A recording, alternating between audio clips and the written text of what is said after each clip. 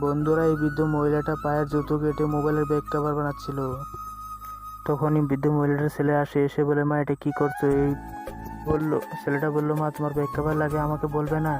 তাই বলে রাগ করে চলে গিয়ে দেখে না, আসলে মার মনটা অনেক খারাপ হয়েছে, আমাকে কিছু করতে হবে।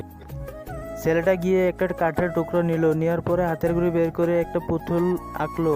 পুতুল আঁকার পরে দেখো বন্ধুরা, এটাকে ভালো করে ডিজাইন করছে, ভালো করে। বন্ধুরা, এটা বানাতে বানাতে যারা আমার চ্যানেলে নতুন আসছো তারা প্লিজ আমার চ্যানেলটাকে সাবস্ক্রাইব করে দাও আর একটা লাইক করে দাও। ব্যাক কভারটা বানানো মোটামুটি কাজ শেষ। এবার এটাকে ভালো করে কালার মেরে নিচ্ছে।